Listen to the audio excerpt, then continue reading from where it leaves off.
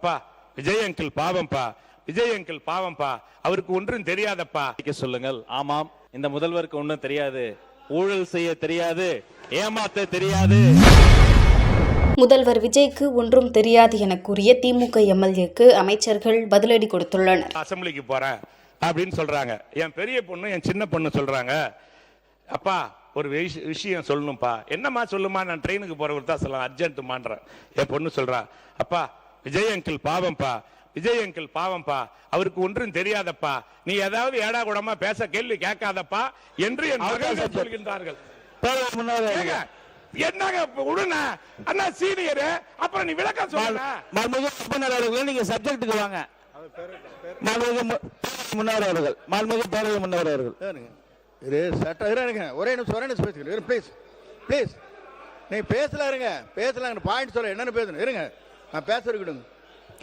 நீங்க உங்க மகள் சொன்னார், அவர் சொன்னார், ஏனுங்க இதெல்லாம் என்ன சபை குறிப்பில் இருக்கடாமா? நீங்க வந்து நான் கேட்கறது, நீங்க பட்ஜெட் பத்தி பேசுறீங்களா, இப்படிப்பட்ட விமர்சனம் செய்கிறீர்களா என்பதுதான் எனக்கு ஆச்சரியமாக இருக்கிறது. நீங்களாம் வந்து மேடையில் பேசுற மாதிரி அங்க பேசுங்க, வேண்டாம்னு சொல்ல. சட்டமன்றம்ங்கிறது ஒரு சில மரபுகள் இருக்கிறது. அந்த மரபுகளை மீறி நீங்கள் பேசிக் கொண்டிருக்கீர்கள்.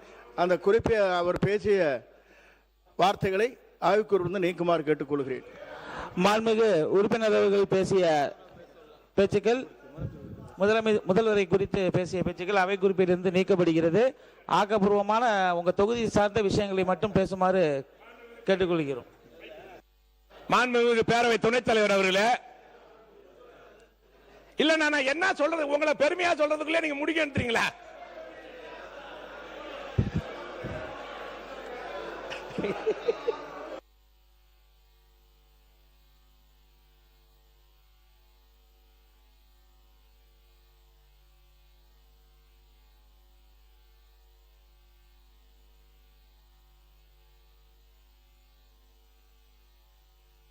மாண்புமிகு பேரவைத் தலைவர் அவர்களே, மாண்புமிகு பள்ளிக்கல்வித்துறை அமைச்சர்,